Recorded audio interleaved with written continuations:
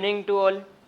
आज हम पढ़ने वाले हैं chapter number 2 unit and measurement के बारे में, जिसमें हमने लास्ट लेक्चर में देखा था कि deriving the formula by using dimensional analysis, कि हमने डायमेंशनल एनालिसिस का यूज़ करके बहुत सारे फिजिकल क्वांटिटीज़ के फॉर्मूला डिराइव किए थे हमने लास्ट लेक्चर में। ओके, एंड मैंने आपको तब ऐसा बताया भी था कि वो सारे जितने भी एग्जाम्पल हमने लास्ट लेक्चर में देखे थे वो बेसिक लेवल पे थे।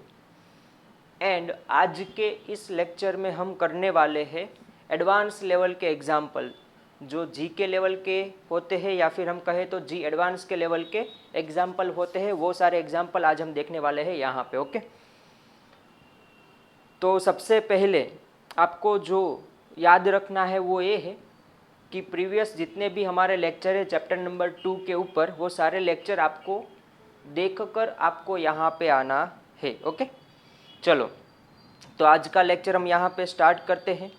वन बाय वन हम एग्जाम्पल सॉल्व करते हैं, और ये एग्जाम्पल ऐसे है, अगर आपको ये एग्जाम्पल समझ में आते हैं तो आप बहुत इजीली एडवांस लेवल के एग्जाम्पल सॉल्व कर सकते हो। ओके, चलो उसमें से सारे एग्जाम्पल आपको खुद से करने हैं, उसके बाद आपको सॉल्यूशन देखना है, मैं यहाँ पे करवाऊँ उसके बाद में। समझ में आया कि नहीं?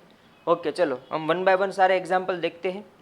पहला क्वेश्चन आपको स्क्रीन के नीचे दिख रहा होगा कि the air bubbles form by explosion inside water perform oscillation with time period T which depend on pressure P, density D and energy due to explosion E, then establish relation between T, P, E and D। Okay, बहुत ही simple question दिया गया है। आपको 4 physical quantity दी गई है, वो चारों physical quantities के बीच में आपको क्या डिराइव करना है, एक रिलेशन डिराइव करना है। तो सबसे पहले आपको क्वेश्चन में ये दिया गया है कि आपका जो टाइम पीरियड है वो किसके किसके ऊपर डिपेंड है। सबसे पहले प्रेशर के ऊपर डिपेंड है, तो P का पावर हम A ले लेते हैं। उसके बाद किसके ऊपर डिपेंड है? डेंसिटी के ऊपर डिपेंड है, तो उनका पावर हम ले लेते हैं B। उसके बाद दिया है एक्सप्लोजन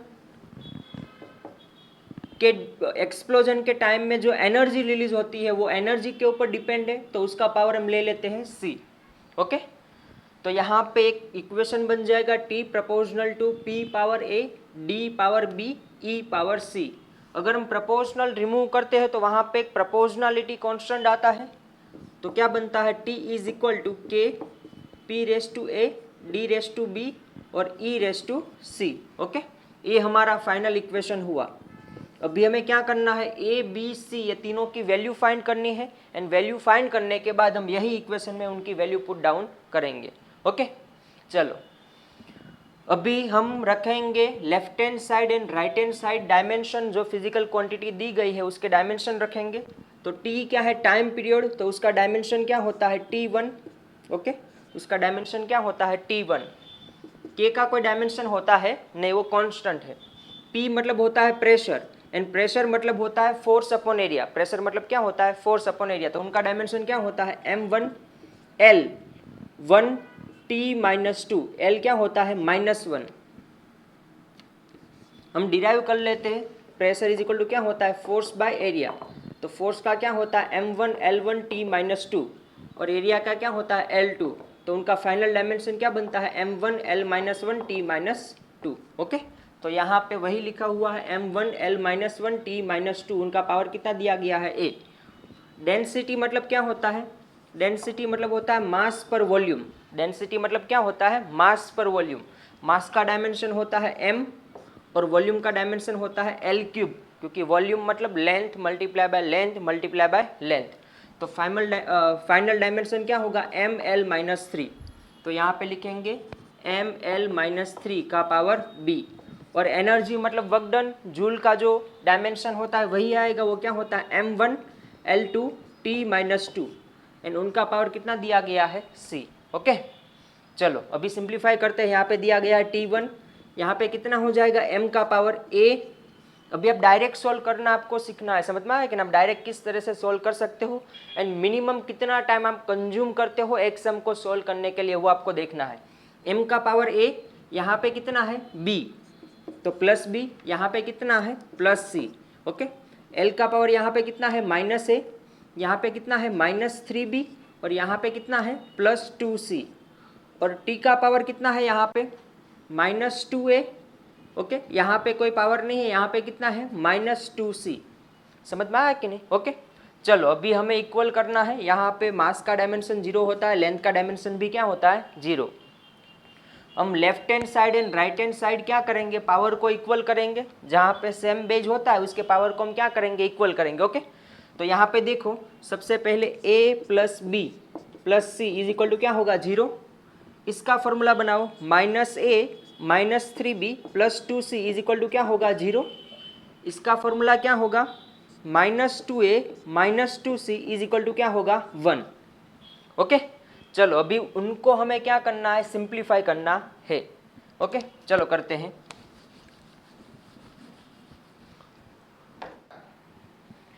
ओके, सबसे पहले हम क्या करेंगे, फर्स्ट इक्वेशन को 2 से मल्टीप्लाई करेंगे तो क्या होगा 2a + 2b + 2c is equal to क्या होगा 0।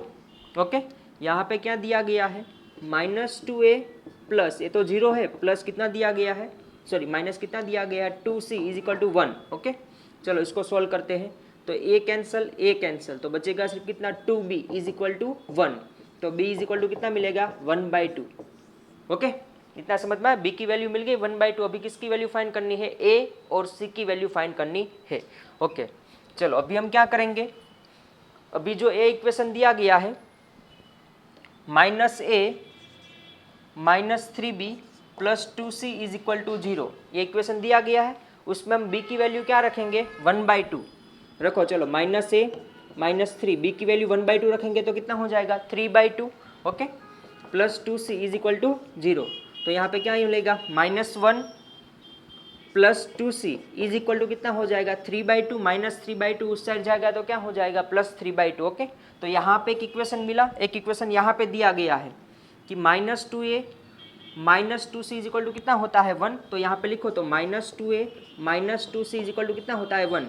ये दोनों को सॉल्व करो तो +2c - 2c क्या होता है कैंसल, -a - 2a कितना होता है -3a इज इक्वल टू 3/2 + 1 कितना होता है 5/2। 3/2 + 1 कितना होता है 5/2। तो a इज इक्वल टू कितना मिलेगा -3 नीचे जाएगा तो a is equal to final कितना मिलेगा -5/6। तो a का आंसर मुझे क्या मिला -5/6। ओके, b की वैल्यू मेरे पास है, a की वैल्यू मेरे पास है, तो मुझे फाइंड करनी है c की वैल्यू, इजीली मिल जाएगी। तो आपको एक इक्वेशन दिया गया है a + b + c is equal to 0। a की वैल्यू कितनी है -5/6, b की वैल्यू आपको कितनी मिली है 1/2, c की वैल्यू फाइंड करनी है इज इक्वल टू 0। ओके, तो यहाँ पे एलसीएम लगे तो 3 से मल्टीप्लाई करना पड़ेगा। यहाँ पे कितना होगा -5/6 + 3/6 + c is equal to 0। Okay, यहाँ पे -5 + 3 करेंगे तो कितना बचेगा -2/6 + c इज इक्वल टू 0। तो c इज इक्वल टू कितना होगा 1/3। कैसे आया, क्योंकि ये 2 3 जा कितना हो जाएगा 6, माइनस उस साइड जाएगा तो कितना हो जाएगा प्लस। तो a b c तीनों की वैल्यू मुझे मिल गई, तो मुझे यहाँ पे रखनी है। a की वैल्यू कितनी है -5/6, तो वो यहाँ पे लिखनी है। b की वैल्यू कितनी है 1/2, वो तो यहाँ पे लिखनी है। e की वैल्यू सॉरी c की वैल्यू कितनी है 1/3, तो वो यहाँ पे रखनी है। ओके, तो यहाँ पे मुझे रिलेशन मिल गया t p d और e के बीच में। समझ में आ गया, सिंपल, बहुत ही सिंपल है। वैसे बहुत सारे एग्जाम्पल हमने ऑलरेडी सॉल्व किए हैं, सिर्फ आपको प्रैक्टिस करनी है। जितनी ज़्यादा प्रैक्टिस करोगे उतना जल्दी आपको समझ में आएगा। ओके, चलो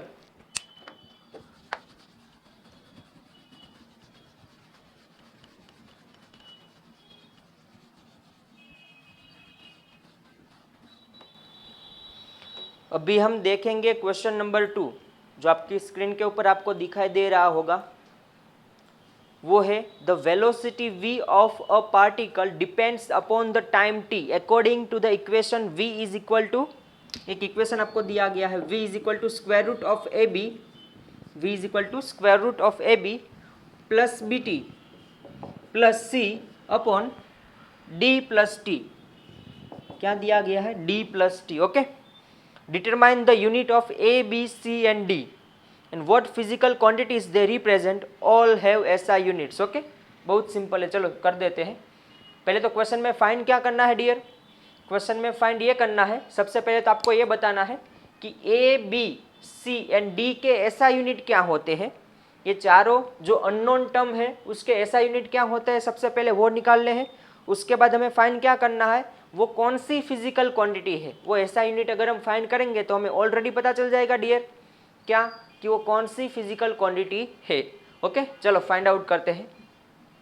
सबसे पहले तो यहाँ पे आपको पता चल जाएगा कि डी एंड ये टाइम, ये दोनों एक दूसरे के अंदर ऐड हो रहे हैं, मतलब वो दोनों फिजिकल क्वांटिटी क्या होगी, सेम।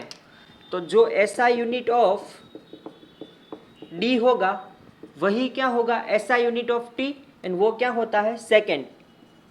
तो डी का ऐसा यूनिट क्या होगा, सेकेंड। एक का ऐसा यूनिट मिल गया।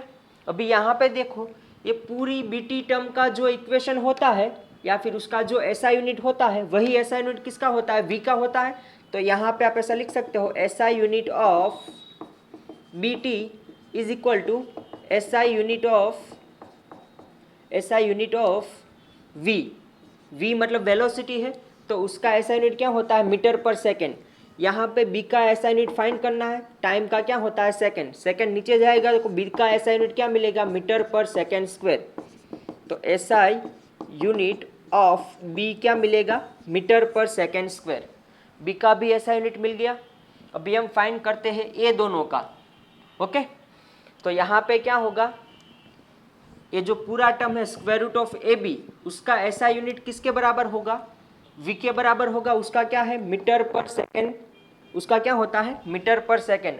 अभी दोनों साइड स्क्वायर करो तो ए बी हो जाएगा, यहाँ पे स्क्वायर और स्क्वायर रूट निकल जाएगा, तो यहाँ पे कितना हो जाएगा, metre square upon second square. Okay, B का ऐसा यूनिट आपको पता है क्या है, मीटर पर सेकेंड स्क्वायर। तो ए मल्टीप्लाई बाय मीटर पर second square is equal to metre square पर सेकेंड स्क्वायर।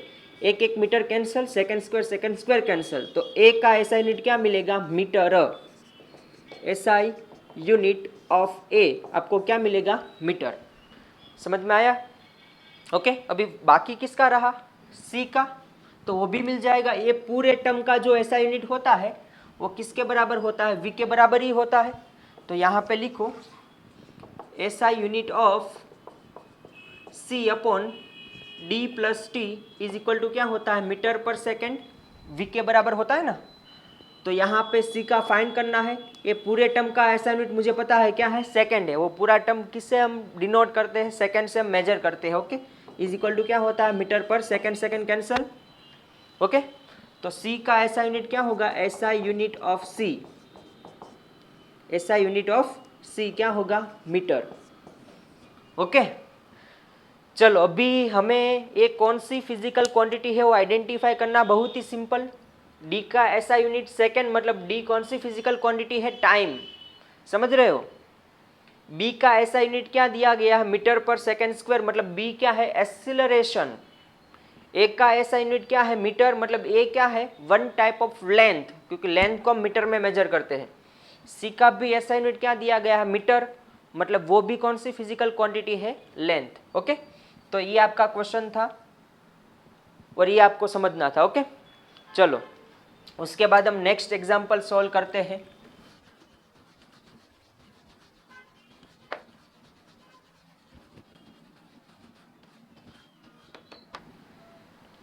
चलो क्वेश्चन नंबर 3। क्वेश्चन नंबर 3 में क्या दिया गया है, बहुत ही इम्पोर्टेंट, मतलब बहुत ही अच्छा एक क्वेश्चन दिया गया है आपको, मतलब सॉल्व करने में इन शॉर्ट आपको मजा आएगा, वैसा एक क्वेश्चन है। एक आर्टिफिशियल सैटेलाइट है, is revolving around a planet of mass m and radius r। समझो, एक प्लेनेट का मास दिया गया है m। ओके, उसका मास कितना दिया गया है m, एंड वो प्लेनेट की रेडियस कितनी है, कैपिटल R। वो प्लेनेट की रेडियस कितनी है, कैपिटल R। उसके सराउंडिंग में एक सैटेलाइट घूम रही है। समझ में, उसके सराउंडिंग में क्या है, एक सैटेलाइट रिवॉल्व हो रही है, एंड उनकी रेडियस कितनी दी गई है, स्मॉल r। उनकी रेडियस कितनी है, small r। Okay, from Kepler's third law about the period of satellite around a common central body, square of the period of revolution t is proportional to the cube of the radius of the orbit r। Okay, समझ में आया। show using dimensional analysis that k, हमें ये वाला पूरा equation prove करना है, t is equal to k upon r। In bracket sorry in square root of R cube upon G, in square root of R cube upon G, ये वाला formula हमें derive करना है। ओके चलो कर देंगे, बहुत ही सिंपल है। सबसे पहले तो आपको यहाँ पे ये देखना होगा कि आपका टाइम पीरियड टी किसके किसके ऊपर डिपेंड है। तो यहाँ पे आप देखोगे तो आपका टाइम पीरियड डिपेंड है सबसे पहले मास ऑफ प्लेनेट के ऊपर। ओके वो आपको, तो सबसे पहले आपको क्या लिखना है, मास के साथ डिपेंडेड है, मतलब मास का पावर कितना है ए। उसके बाद किसके ऊपर डिपेंड है, रेडियस ऑफ प्लेनेट, मतलब उसका पावर लेना है बी। बाद में होती है radius of satellite, okay, and उनका पावर लेना है सी। एंड लास्ट में किसके ऊपर डिपेंड है, एक्सीलरेशन ड्यू टू ग्रेविटी के ऊपर डिपेंड है, तो उनका पावर कितना लेना है डी। ओके चलो ये प्रोपोर्शनल रिमूव करेंगे तो एक कांस्टेंट आएगा, प्रोपोर्शनलिटी कांस्टेंट।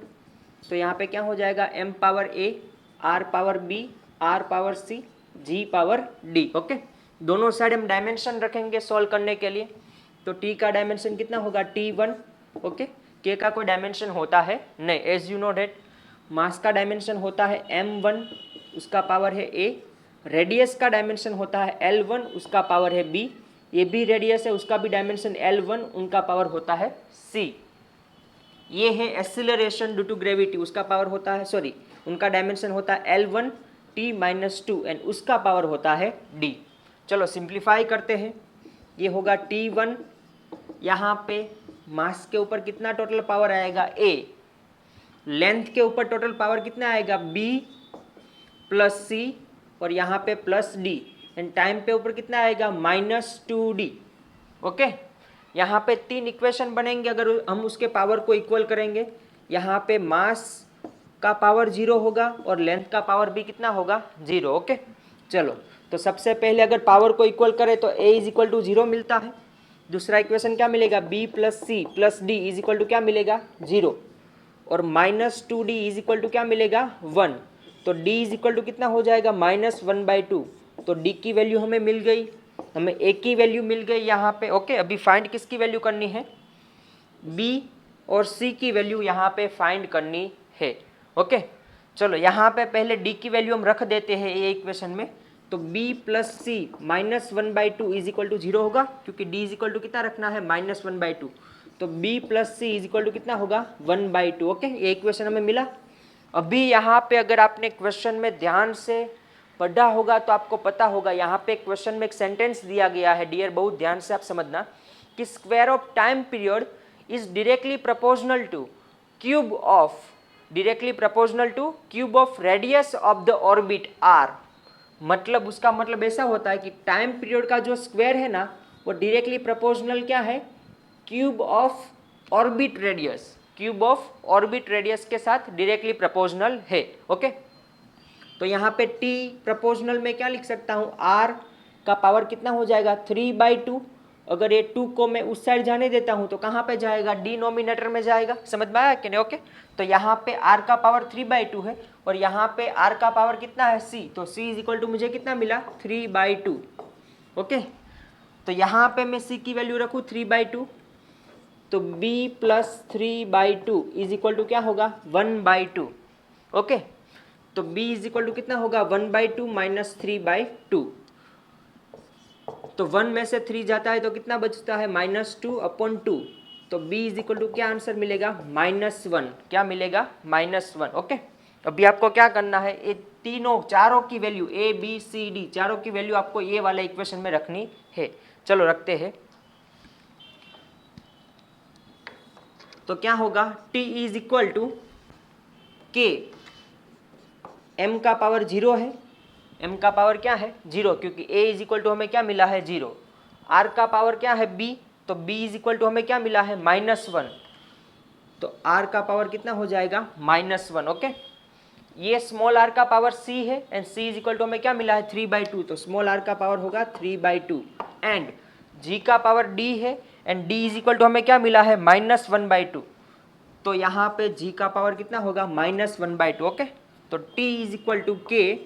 ओके m0 मतलब निकल जाएगा, ये r की पावर -1 मतलब r कहाँ पे चला जाएगा नीचे, r कहाँ पे चला जाएगा नीचे। ओके अभी दूसरा देखो, स्मॉल r दिया है 3/2, तो उसको मैं ले लेता हूँ स्क्वायर रूट में, तो r का क्या हो जाएगा क्यूब, नीचे बाई 2 था उसका क्या हो गया स्क्वायर रूट, समझे कि नहीं। और g दिया है -1/2 मतलब वो कहाँ पे आ जाएगा नीचे।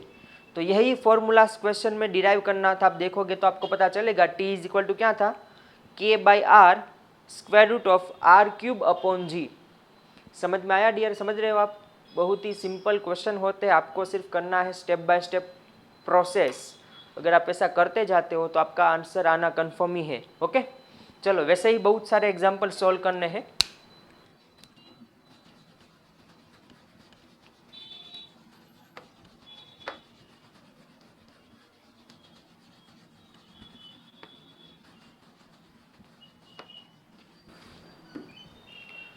चलो अभी हम देखते हैं question number 4।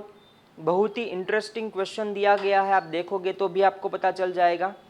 Speed of sound v in a gas might plausibly depends on the pressure p, the density rho and the volume v of the gas. Use dimensional analysis to determine the exponent x, y and z in the formula given below. एक formula आपको दी गई है v is equal to c, बाद में दिया गया है p का पावर x, ओके, रो का पावर y एंड लास्ट में दिया गया है v मतलब वॉल्यूम, वॉल्यूम का पावर दिया गया है z। आपको x y z की वैल्यू फाइंड करनी है।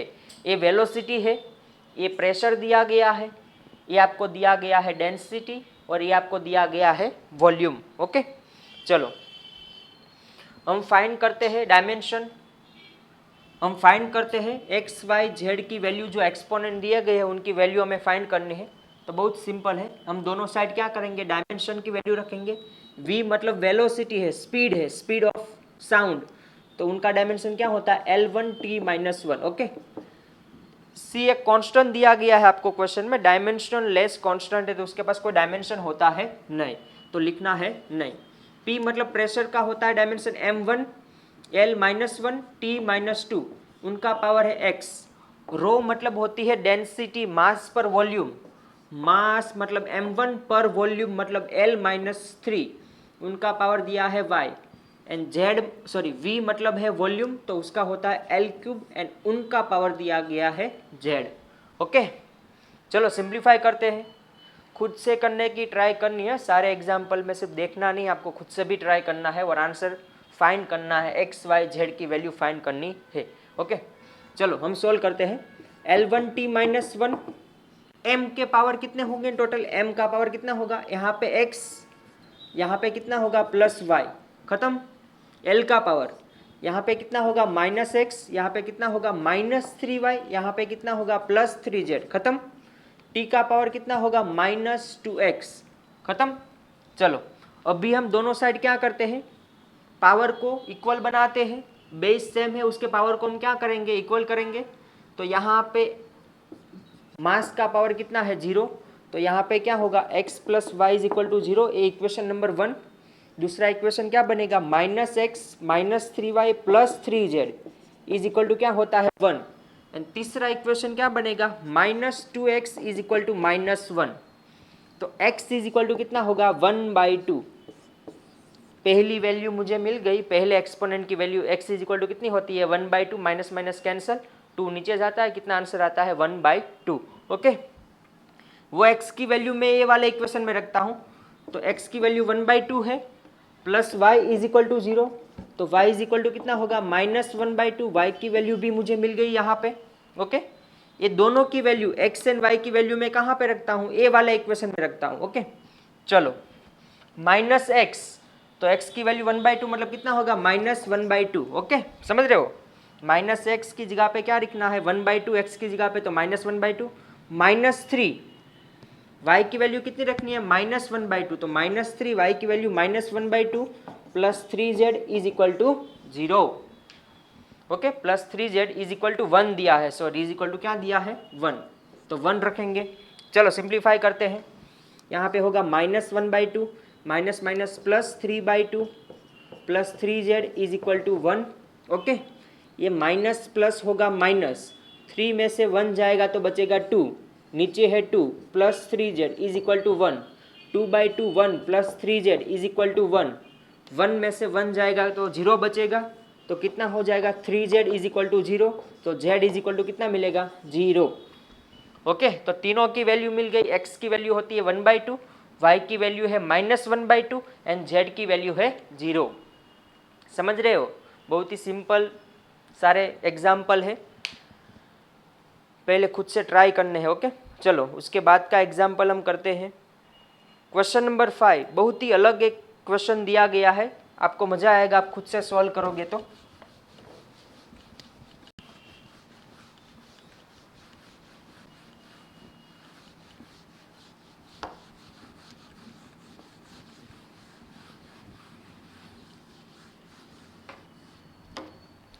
क्वेश्चन नंबर 5 देखो, what variable could not influence the velocity. नीचे 4 ऑप्शन दिए गए हैं, उसमें से आपको बताना है कि ये चारों ऑप्शन में से कौन सा ऐसा वेरिएबल है जो वेलोसिटी को इन्फ्लुएंस नहीं करता है। समझ में आया कि नहीं? Okay, and if it is proposed that the velocity depends on a diameter. Okay चलो पहले देख लेते हैं कि आपकी वेलोसिटी किसके किसके ऊपर डिपेंड है। v है वो किसके किसके ऊपर डिपेंड है। सबसे पहले लेंथ के ऊपर डिपेंड है, तो लेंथ का पावर हम ले लेते हैं a। दूसरा दिया है ग्रेविटी के ऊपर डिपेंड है, तो उसका पावर हम ले लेते हैं b। तीसरा दिया है रोटेशनल स्पीड, स्पीड मतलब हम लेते हैं वेलोसिटी, सॉरी स्पीड मतलब रोटेशनल स्पीड मतलब होता है ओमेगा, मतलब एंगुलर वेलोसिटी मतलब क्या होती है एंगुलर वेलोसिटी को हम ले लेते हैं, उसका पावर c। बाद में दिया है विस्कोसिटी, विस्कोसिटी का सिंबल होता है ईटा एंड उसका पावर हम लेते हैं d। ओके चलो, सबसे पहले तो ये दोनों के डायमेंशन के बारे में आपको पता होना चाहिए। एंगुलर वेलोसिटी मतलब होता है velocity upon radius, velocity upon radius. Velocity का डायमेंशन L1t-1, रेडियस का होता है L1, तो एंगुलर वेलोसिटी का डायमेंशन क्या होता है omega is equal to t-1। Okay, viscosity है तो उसका ऐसा यूनिट होता है किलोग्राम पर मीटर पर इंटू सेकेंड, किलोग्राम पर मीटर इंटू सेकेंड। तो किलोग्राम मतलब क्या होता है m1, नीचे होता है L1t-1, m1 t1। समझ में आया कि नहीं? तो ये दोनों ऊपर जाएगा तो माइनस हो जाएगा m1 L-1 t-1। तो ईटा का डायमेंशन भी हमें पता है m1 L-1 t-1। ओके चलो सारे डायमेंशन रखते हैं। वेलोसिटी मतलब होता है L1 t-1 is equal to length मतलब होता है L1 का पावर a, g मतलब होता है L1t-2 उनका पावर b, ओमेगा मतलब होता है t-1, ओमेगा मतलब क्या होता है t-1। ओके, एंड उनका पावर दिया गया है c। ईटा मतलब होता है m1 L-1 t-1 एंड उनका पावर कितना दिया गया है d। ओके चलो, उसके बाद में हम सबको क्या करेंगे सिंप्लीफाई करेंगे, करते हैं। चलो L1 t-1, यहाँ पे लेंथ का पावर, सबसे पहले मास कंसिडर करते हैं। मास का पावर कितना होता है m का पावर है d। ओके, लेंथ कितनी है a, यहाँ पे कितना होगा b, यहाँ पे कितना होगा -d। टाइम को देखो, यहाँ पे कितना है -2b, ये कितना होगा -c और ये क्या होगा -d। समझ रहे हो? अभी क्या करो, कंपेयर करो दोनों साइड। यहाँ पे मास का पावर 0 होगा तो d इज इक्वल टू क्या मिलता है 0, तो यहाँ पे ही आपका आंसर खत्म होता है। d इज इक्वल टू 0 मतलब d किसका पावर है ये, मतलब इसके ऊपर डिपेंडेड है नहीं। ईटा, ईटा मतलब क्या होती है विस्कोसिटी, तो आपकी जो वेलोसिटी है वो विस्कोसिटी के ऊपर डिपेंड होती है नहीं। किसके ऊपर डिपेंड नहीं होती है, विस्कोसिटी के ऊपर डिपेंड होती है नहीं। तो ये आपका आंसर मिल गया। आपको यही फाइंड आउट करना था कि किसको वो इन्फ्लुएंस नहीं करती है, कौन सा ऐसा वेरिएबल है जो वेलोसिटी को इन्फ्लुएंस नहीं करता है। तो वो कौन सा, डी की वैल्यू 0 मिल गई, मतलब ईटा 0 हो जाएगा, मतलब ईटा का कोई यहाँ पे एग्जिस्टेंस है नहीं, तो वो ईटा वेलोसिटी के ऊपर कोई इन्फ्लुएंस करता है नहीं। ओके चलो, बस उतना ही करना था आपको, बाकी सारे डायमेंशन फाइंड आउट करने की ज़रूरत है नहीं। ओके, क्योंकि वो सबकी वैल्यू 0 नहीं मिलेगी। आप फाइंड आउट करो, खुद से ट्राई करो सबकी वैल्यू फाइंड करना, लेकिन उनकी वैल्यू 0 मिलेगी नहीं। ओके चलो,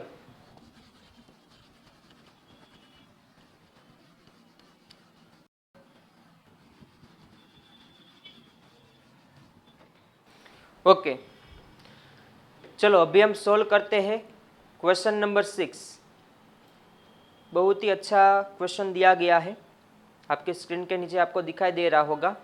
if V stand for velocity of sound, E is a elasticity, E मतलब क्या दिया गया है, इलास्टिसिटी दिया गया है, एंड D डेंसिटी दिया गया है। Then find X in the equation, एक आपको इक्वेशन दिया गया है, V is equal to bracket में D अपॉन E एंड उनका पावर है x, तो आपको x की वैल्यू फाइंड करनी है, आपको क्वेश्चन में फाइंड क्या करना है, x की वैल्यू फाइंड करनी है। ओके चलो, ये भी बहुत सिंपल है, बहुत ही सिंपल है। पहले आपको यहाँ पे ये जान लेना है कि आपकी वेलोसिटी है वो किसके किसके ऊपर डिपेंड है, डेंसिटी के ऊपर डिपेंड है, उसका पावर हम ले लेते हैं a, और दूसरी इलास्टिसिटी, यहाँ पे E मतलब क्या दिया गया है, इलास्टिसिटी, एंड उनका पावर हम ले लेते हैं b। इलास्टिसिटी को हम दूसरे यंग मॉड्यूलस भी बोलते हैं, मॉड्यूलस ऑफ इलास्टिसिटी। ओके, उनका फॉर्मूला होता है स्ट्रेस अपॉन स्ट्रेन। तो यहाँ पे स्ट्रेस का डायमेंशनल फॉर्मूला क्या होता है, m1 L-1 T-2, and strain का डायमेंशनल कोई फॉर्मूला होता है नहीं, उसका तीनों डायमेंशन क्या होते हैं, जीरो। उसके तीनों मतलब मास का डायमेंशन जीरो होता है, एल का डायमेंशन जीरो होता है, टाइम का डायमेंशन भी जीरो होता है, क्योंकि ये होती है change in length upon original length, मतलब वो डायमेंशनल लेस फिजिकल क्वांटिटी है। ओके, तो इलास्टिसिटी का फाइनल डायमेंशन क्या मिलेगा, m1 L-1 T-2। ओके चलो, वो वैल्यू हम यहाँ पे रखनी है, रखते हैं। v मतलब है वेलोसिटी का क्या होता है, L1 T-1 is equal to k, यहाँ पे d मतलब क्या है, डेंसिटी, डेंसिटी मतलब क्या होता है, मास अपॉन वॉल्यूम, मतलब -3 का पावर a। E मतलब क्या होता है, m1 L-1 T-2, उनका पावर कितना है, b। ओके चलो, अभी सिंप्लीफाई करते हैं। यहाँ पे होगा L1 T-1, यहाँ पे k इज इक्वल टू हम 1 ले लेते हैं, एक्सपेरिमेंटली उसकी वैल्यू कितनी आती है, 1। ओके, m का पावर टोटल कितना होता है, m का पावर a प्लस क्या होता है b, l का पावर यहाँ पे क्या होता है -3a और क्या होता है -b, t का पावर कितना होता है -2b, t का पावर कितना होता है -2b। चलो इक्वल करते हैं, यहाँ पे मास का डायमेंशन क्या होता है, 0, तो a plus b is equal to क्या होगा, 0। पहला इक्वेशन मिल गया। दूसरा इक्वेशन क्या होगा, -3a minus b is equal to 1। तीसरा equation -2b is equal to -1। तो पहले यही सिंप्लीफाई करते हैं, तो 2b इज इक्वल टू 1 होगा, दोनों साइड माइनस माइनस कैंसिल होगा, तो b इज इक्वल टू कितना मिलेगा, 1/2 मिल गया पहला answer, b is equal to 1/2। उसकी वैल्यू हम ये वाला इक्वेशन में रखते हैं, समझ में आया। तो a plus 1/2 is equal to 0, 1/2, b is equal to क्या रखना है, 1/2, तो a इज इक्वल टू कितना होगा, -1/2। दोनों की वैल्यू मिल गई a b। चलो इक्वेशन में ही रखते हैं, v इज इक्वल टू क्या था, d का पावर a, d का पावर a, तो a कितना दिया गया है, -1/2, तो a -1/2, e का पावर कितना है b, b कितना दिया गया है 1/2, तो वो लेना है 1/2।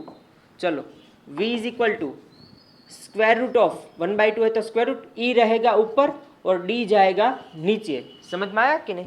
लेकिन आपको दिया गया है उल्टा, d ऊपर दिया गया है, e नीचे दिया गया है, तो अगर आप वैसा करते हो तो यहाँ पे आप ऐसा लिख सकते हो, ये टोटल पावर यहाँ पे कितना होता है, 1/2, स्क्वायर रूट है इसलिए। लेकिन उल्टा करो, d/e तो क्या हो जाएगा, -1/2, तो क्या हो जाएगा, -1/2। तो यहाँ पे x की वैल्यू आपको कितनी मिलेगी, -1/2। तो ये आपका फाइनल आंसर, ऑप्शन में देखो डी ऑप्शन आपको दिया गया है -1/2, डी ऑप्शन आपको क्या दिया गया है, -1/2, तो वो आपका राइट आंसर। ओके, मतलब वैसे सारे एग्जाम्पल आपको एग्जाम में पूछेंगे, तो ये सारे एग्जाम्पल आपको प्रैक्टिस करने हैं। ओके चलो नेक्स्ट एग्जाम्पल देखते हैं।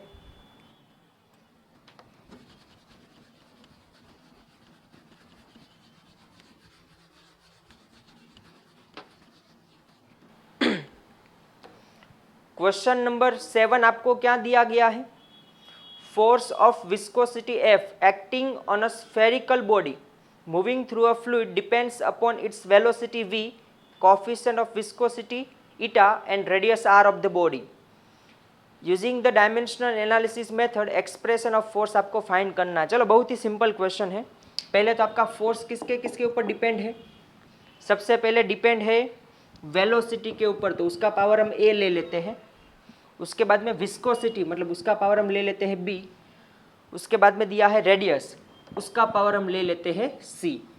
ओके, तो f इज इक्वल टू क्या होगा, k v power a eta power b और r पावर c। r मतलब आपको दी गई है रेडियस। ओके, सबके डायमेंशन मुझे पता है।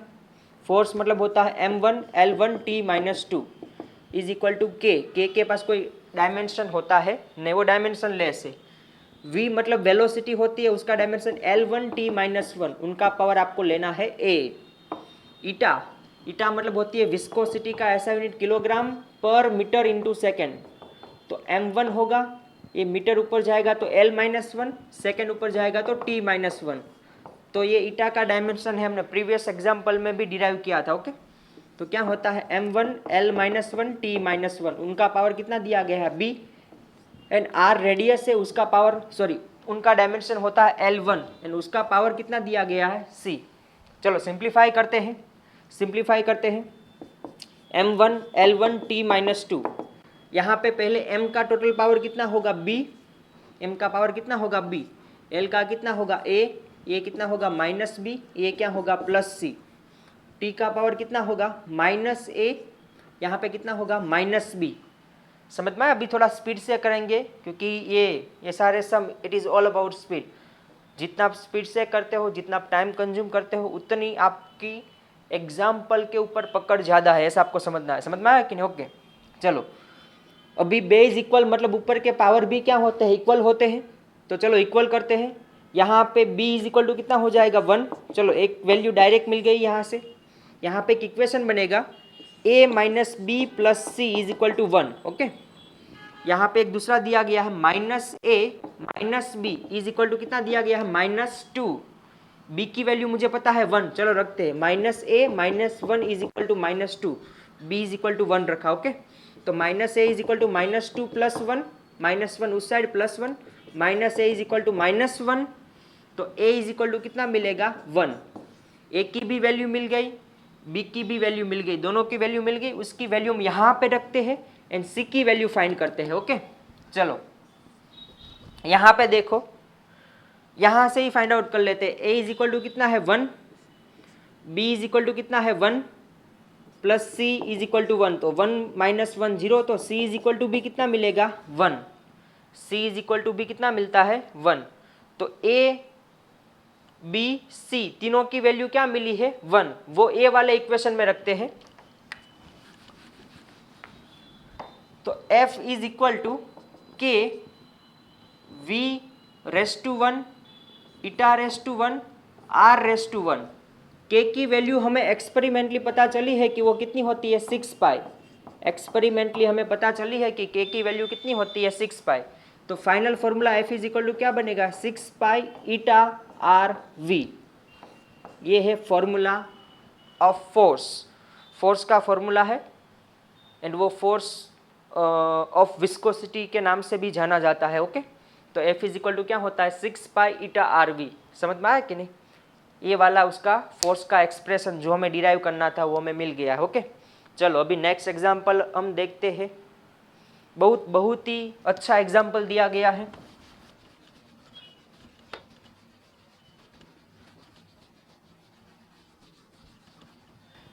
यहाँ पे आपको एक बात याद रखनी है, कई बार कैसा होता है कि कोई एग्जाम्पल आपको अलग तरीके से भी सॉल्व करने पड़ते हैं। तो क्वेश्चन नंबर 8 कुछ ऐसा दिया गया है। आपको यहाँ पे देखोगे तो एक स्फेरिकल बॉडी दी गई है, m मास है, r रेडियस दी गई है।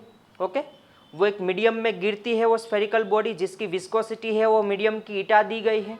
ओके, बाद में कुछ दिया गया है the time in which the velocity of body increase from 0 to 0.63 times the terminal velocity v is called time constant tau. Dimensionally tau can be represented by. चलो तो सबसे पहले हम देखते हैं कि आपकी वेलोसिटी जो है वो किसके किसके ऊपर डिपेंड है। तो सबसे पहले वेलोसिटी किसके ऊपर डिपेंड है, प्रोपोर्शनल टू रेडियस दी। सबसे पहले तो मास दिया गया है, तो मास का पावर हम ले लेते हैं a, रेडियस का पावर हम ले लेते हैं b, और लास्ट में दी गई है विस्कोसिटी। लास्ट में क्या दिया गया है विस्कोसिटी, तो उसका हम पावर ले लेते हैं c। विस्कोसिटी का पावर हम कितना लेते हैं c। और कुछ दिया गया है, चलो फिर से हम क्वेश्चन पढ़ लेते हैं। spherical body of mass m and radius r is allowed to fall in the viscosity medium of viscosity eta. Okay okay चलो, ये तीन वैल्यू के ऊपर डिपेंडेड है इन शॉर्ट आपकी ये वेलोसिटी. ओके तो चलो हम क्या करते हैं, ये प्रोपोर्शनल रिमूव करते हैं तो v is equal to K M power a r power b eta power c. समझ में आया कि नहीं? ओके अभी दोनों साइड डायमेंशन रखते हैं तो ये होता है L1t माइनस 1 वेलोसिटी का डायमेंशन. k का कोई डायमेंशन होता है नहीं. मास का डायमेंशन होता है m1 उसका पावर a. r का डायमेंशन होता है L1 उसका डायमेंशन b. r मतलब क्या दी गई है? रेडियस दी गई है. आई एम राइट और रॉन्ग? Yes right. ईटा मतलब होती है विस्कोसिटी जिसका डायमेंशन याद है आपको m1 l minus 1 t minus 1 है. उनका पावर कितना दिया गया है? c. समझ रहे हो आप? ओके चलो सिंप्लीफाई करते हैं. L1t माइनस 1 m का यहाँ पे पावर कितना होगा? a plus c. l का पावर कितना होगा? b minus c. t का पावर कितना होगा? Minus c. ओके चलो सिंप्लीफाई करते हैं. बेस सेम है मतलब पावर को भी हम क्या करेंगे? इक्वल करेंगे. तो यहाँ पे a plus C is equal to क्या होगा? 0. b minus C is equal to क्या होगा? 1. Minus C is equal to क्या होगा? माइनस 1. तो c इज इक्वल टू क्या मिलेगा? 1. पहली वैल्यू मिल गई c इज इक्वल टू 1. उसकी वैल्यू हम यहाँ पे रखेंगे तो a plus 1 is equal to 0. तो a is equal to minus 1. तो a की भी वैल्यू मिल गई. c की वैल्यू हम 1 यहाँ पे भी रखते हैं तो क्या होता है? b minus 1 is equal to 1. c की वैल्यू 1 रखे तो क्या होगा? b minus 1 is equal to 1. तो b is equal to minus 1 उस साइड तो प्लस हो जाएगा. तो 1 प्लस 1 कितना हो जाएगा? 2. तो b की वैल्यू कितनी मिलती है? 2 मिलती है. ओके चलो ये तीनों की वैल्यू हम ये वाले इक्वेशन में रखते हैं. तो v इज इक्वल टू के मास का पावर a मतलब है माइनस 1 तो करना है माइनस 1. बाद में दिया है r का पावर दिया है b मतलब है 2 तो यहाँ पे लिखना है 2. बाद में है ईटा मतलब का पावर c है, c मतलब 1 तो यहाँ पे कितना आएगा? 1. चलो v इज इक्वल टू के m नीचे जाएगा r स्क्वायर ईटा. यहाँ पे एक्सपेरिमेंटली ऐसा पता चला है कि k की वैल्यू कितनी होती है? 6 पाई. ओके ये कैसे पता चला है? एक्सपेरिमेंटली. तो v is equal to final formula क्या होगा? 6 pi r square eta upon m. क्या ऐसा कोई भी आंसर आपको ऑप्शन में दिया गया है? तो आपका आंसर राइट. चलो देखते हैं 4 ऑप्शन. तो अगर आप देखोगे तो ऐसा कोई भी ऑप्शन आपको दिया गया है नहीं तो आपका आंसर क्या आएगा? None of this. इसमें से कोई भी आपका आंसर राइट है नहीं तो आपका करेक्ट ऑप्शन होगा ऑप्शन डी. ओके चलो अभी हम करते हैं क्वेश्चन नंबर 9. ये बहुत ही इंटरेस्टिंग क्वेश्चन है.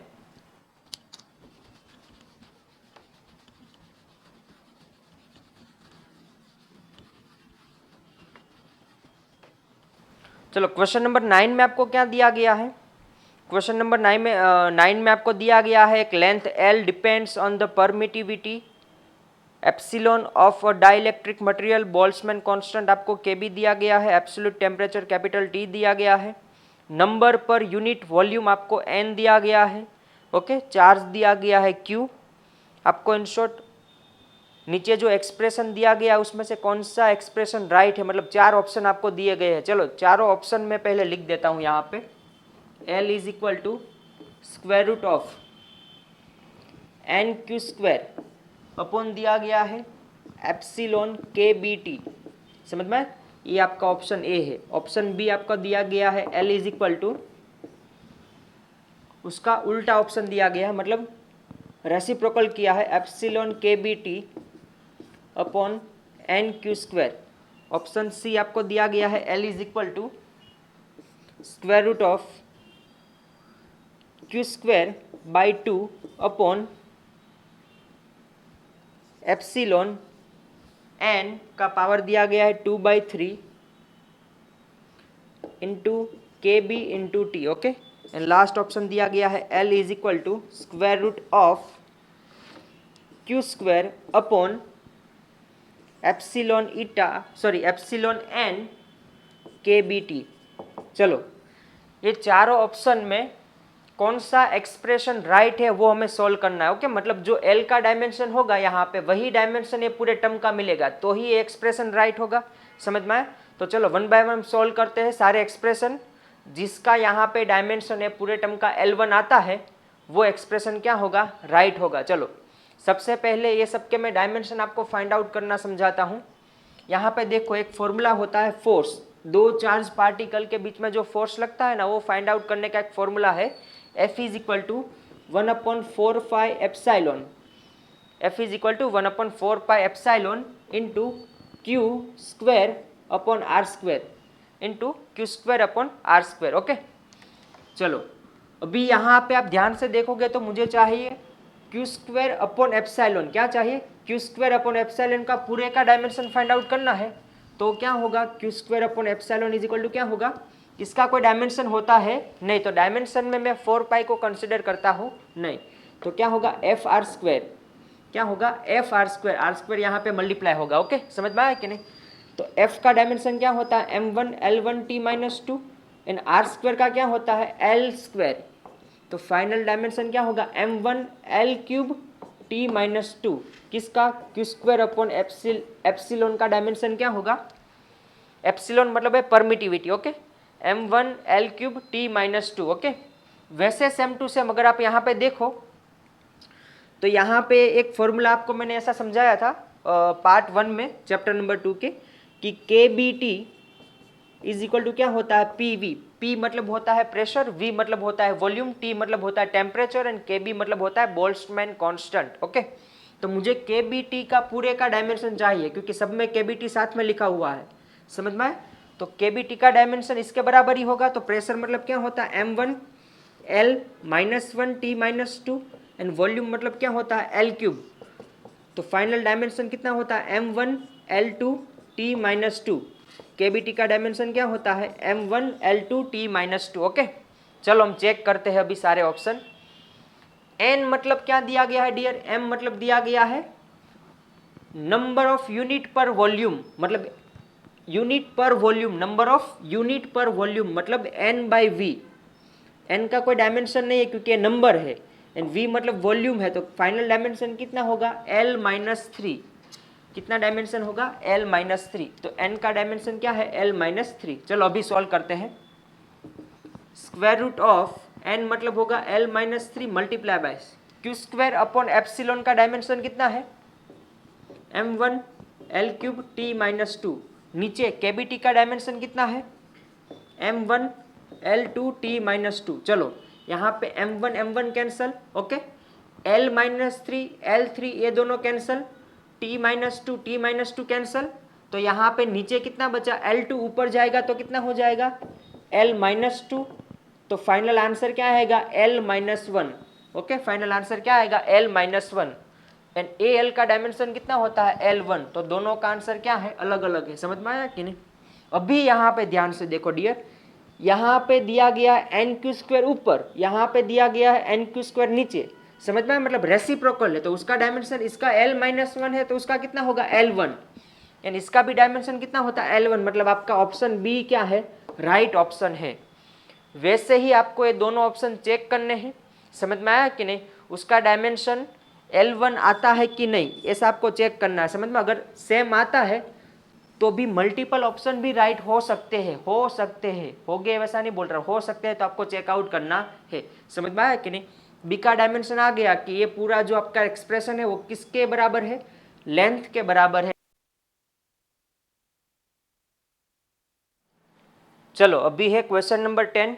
एक इम्पोर्टेंट क्वेश्चन ऐड करना रह गया था वीडियो में, इसीलिए आज हम वो क्वेश्चन नंबर 10 ऐड कर रहे हैं। थोड़ा अलग से क्वेश्चन दिया गया है, एडवांस लेवल का है, इसलिए आज हम सॉल्व कर लेते हैं। ओके, क्वेश्चन नंबर 10 आपको स्क्रीन के नीचे दिखाई दे रहा होगा। उसमें दिया है प्लैंक्स का एक कांस्टेंट दिया गया है h, speed of light c and gravitational constant capital G are used to form length l and mass m।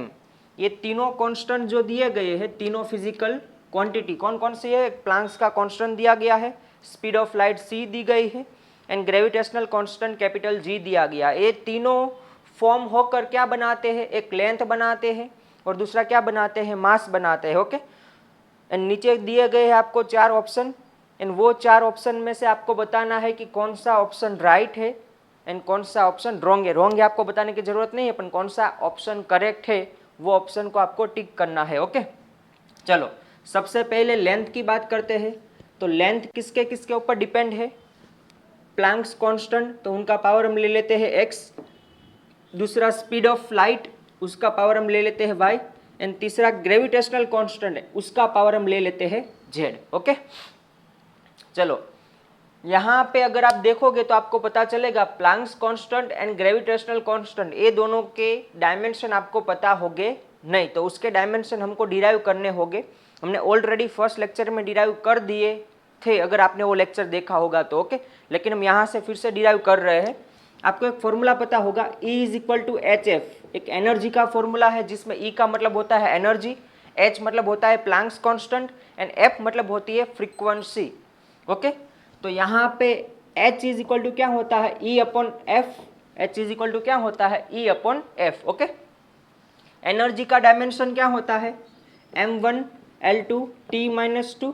नीचे फ्रीक्वेंसी मतलब क्या होता है? Number of oscillation per unit time, मतलब क्या होगा? T-1। क्या होगा? T-1। तो H का फाइनल डायमेंशन क्या होगा? m1 L2 T-1। m1 L2 T-1 है, -1 ऊपर जाएगा तो -2 + 1 कितना होगा? -1। तो H का डायमेंशन मिल गया। अभी फाइंड करना है ग्रेविटेशनल कांस्टेंट का डायमेंशन। तो F = ग्रेविटेशनल फोर्स का फॉर्मूला क्या है? F = G m1 × m2/r²। G m1 m2 अपन r²। G को कैपिटल बनाओ तो G = क्या होगा? Fr²/m1 × m2। ओके, इतना क्लियर? चलो अभी डायमेंशन फाइंड करते हैं। फोर्स का क्या होता है? m1 L1 T-2।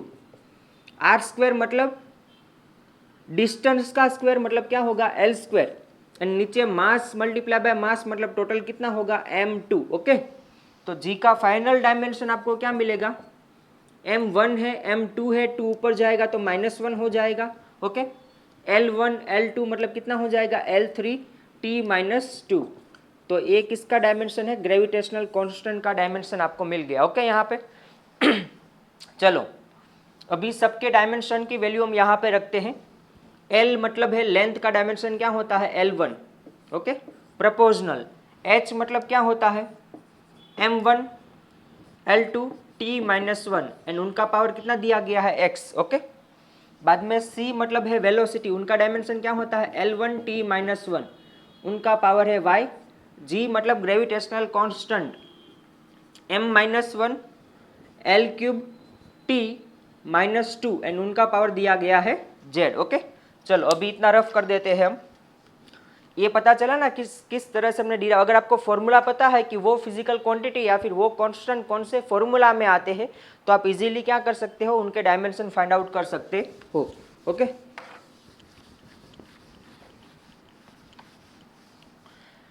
चलो अभी यहाँ पे सिंप्लीफाई करते हैं। ये होगा L1 प्रोपोर्शनल, m का टोटल पावर कितना होगा? यहाँ पे x दिया गया है और यहाँ पे -z। L का कितना है? 2x, यहाँ पे कितना दिया है? +y और यहाँ पे +3z। ओके, t का कितना पावर है? -x, यहाँ पे कितना है? -y और यहाँ पे कितना है? -2z। ओके, चलो यहाँ पे लेंथ का डायमेंशन 1 है तो मास का 0 है, टाइम का भी कितना है? 0। अभी right hand side and left hand side दोनों साइड बेस इक्वल है, तो ऊपर पावर भी हम क्या करेंगे? इक्वल करेंगे। ओके, तो पहला इक्वेशन क्या बनेगा? x - z = 0।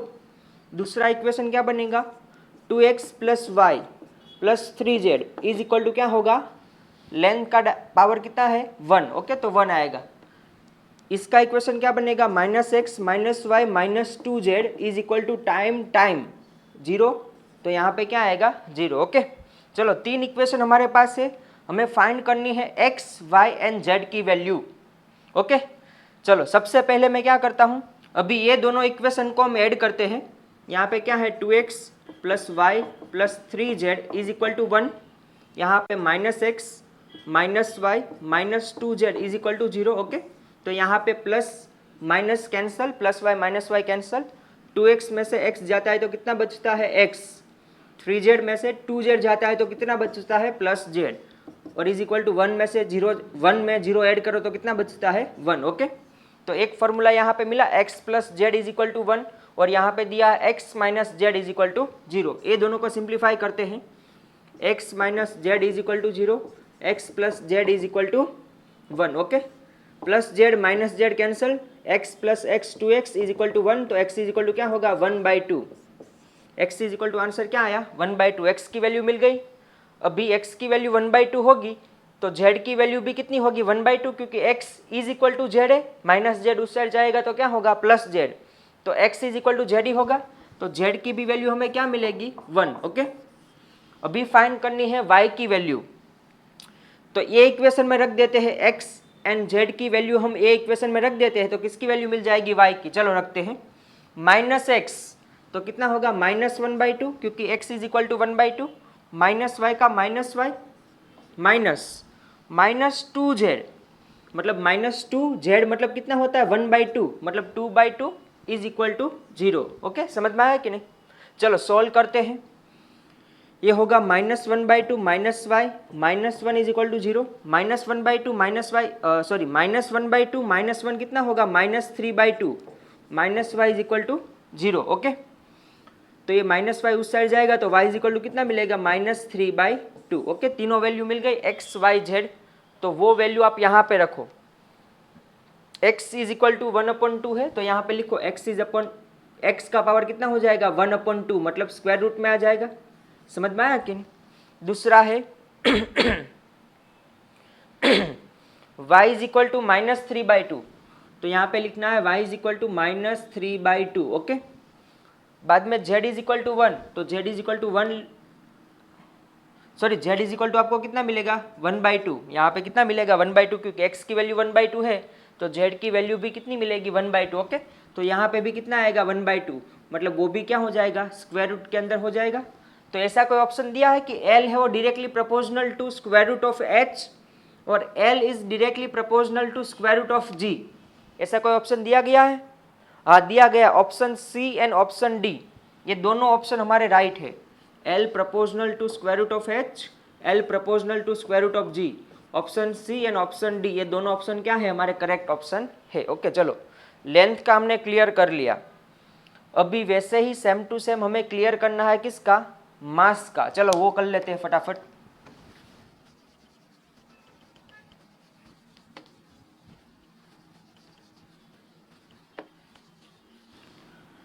चलो अभी यहाँ पे देखो आपका मास है वो किसके साथ प्रोपोर्शनल है, h प्लैंक्स कांस्टेंट का पावर हम x ले लेते हैं, c का पावर हम y ले लेते हैं, कैपिटल G का पावर हम ले लेते हैं z। ओके, मास है वो प्लैंक्स कांस्टेंट के ऊपर डिपेंड है, स्पीड ऑफ लाइट के ऊपर डिपेंड है एंड ग्रेविटेशनल कांस्टेंट के ऊपर डिपेंड है। ओके, चलो यहाँ पे हमने प्लैंक्स कांस्टेंट का फॉर्मूला डिराइव किया था, h इज इक्वल टू क्या आया था m1L2T-1। ओके, और ग्रेविटेशनल कांस्टेंट का फॉर्मूला क्या था, F is equal to G m1 into m2 upon R square, मतलब g इज इक्वल टू क्या था FR square upon m1 into m2। Okay, तो क्या होगा m1L1T-2 multiply by L2 upon क्या होगा m स्क्वायर, तो फाइनल फॉर्मूला होगा m-1L3T-2, ये होगा ग्रेविटेशनल कांस्टेंट का फॉर्मूला। ओके, चलो तो सारे फॉर्मूला हमारे पास है।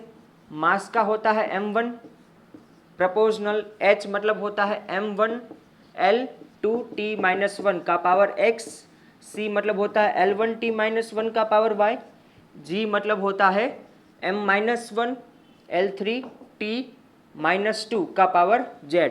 चलो सिंप्लीफाई करते हैं, m1 का m1 यहाँ पे m का टोटल पावर कितना होगा x माइनस जेड, L का कितना होगा 2x plus Y plus 3z। Okay, T का कितना होगा -x minus Y minus 2z। Okay, चलो सिंप्लीफाई करते हैं आगे, इक्वल करो पावर को, तो यहाँ पे m का पावर x माइनस जेड, यहाँ पे 1, तो x minus Z is equal to क्या होगा 1, बाकी दोनों के इज इक्वल टू क्या होगा 0, 2x plus Y plus 3z is equal to 0, minus X minus Y minus 2z is equal to 0। Okay, सबसे पहले तो मैं ए इक्वेशन को 2 से मल्टीप्लाई कर देता हूँ, चलो करते हैं। तो 2 से मल्टीप्लाई करेंगे तो क्या होगा, -2x -2y -4z is equal to 0। अभी ए इक्वेशन एंड ए इक्वेशन, ए दोनों इक्वेशन को हम सॉल्व करते हैं, मतलब प्लस करते हैं। तो ऊपर वाला कौन सा है, 2x + y + 3z is equal to 0। नीचे वाला -2x -2y -4z is equal to 0। Okay, चलो ये कैंसल होगा, y में से 2y जाएगा तो -y बचेगा, 3z में से 4z जाएगा तो कितना बचेगा, -z is equal to 0। Okay, इतना समझ में आया कि नहीं? ओके, चलो अभी क्या करना है, अभी यहाँ पे देखो, यहाँ पे x की वैल्यू कितनी होगी, x की वैल्यू यहाँ पे निकालो तो x इज इक्वल टू कितना होगा, z + 1 -z उस साइड जाएगा तो क्या हो जाएगा, +z। तो x की वैल्यू कितनी मिल जाएगी, z + 1। वो वैल्यू आपको a वाले इक्वेशन में रखनी है, x की वैल्यू। ओके, चलो पुट डाउन करते हैं। तो 2 ब्रैकेट में x की जगह पे z + 1 + y + 3z is equal to 0।